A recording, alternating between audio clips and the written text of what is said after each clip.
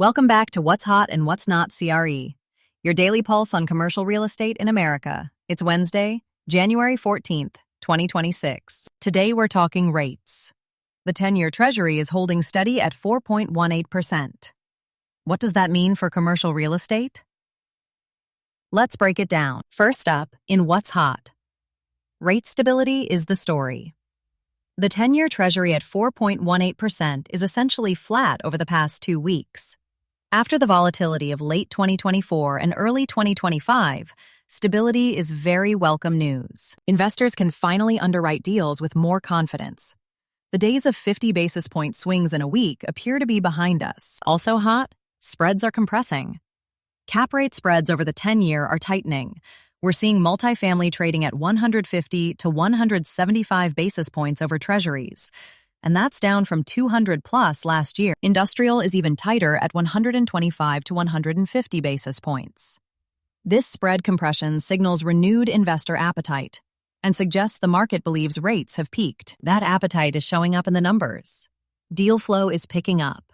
January transaction activity is tracking a full 25% above January 2025. The bid-ask spread is narrowing as buyers and sellers finally find some common ground on pricing. And perhaps most importantly, debt is getting done. Agency lenders are quoting 5.5 to 5.75% on stabilized multifamily. CMBS spreads have tightened 30 basis points since November.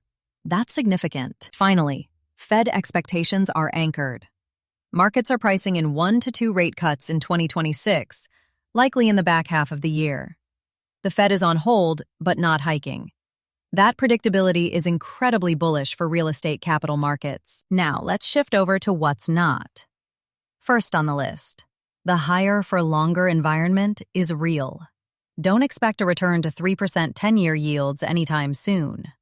The new normal is 4 to 4.5%. If you're underwriting deals assuming rates are going to drop significantly, you're taking on a lot of risk.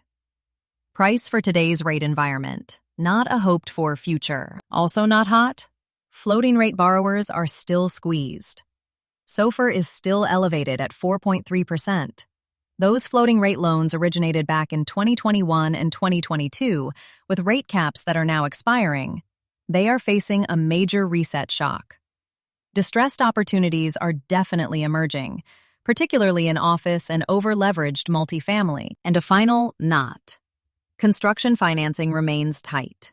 We're talking construction loan rates in the 7 to 8% range, with 55 to 60% LTV max. New development is penciling only in the absolute highest rent growth markets. The supply pipeline is shrinking, which is ultimately bullish for existing assets, but it's pretty painful for developers right now. So why does all this matter? The 10-year at 4.18%? That's the anchor for all CRE pricing. At this level, cap rates have likely found their floor for this cycle. We're talking multifamily in the 5 to 5.5% cap range, industrial at 5 to 5.25%, and office, where it trades at all, in the 7 to 8% range.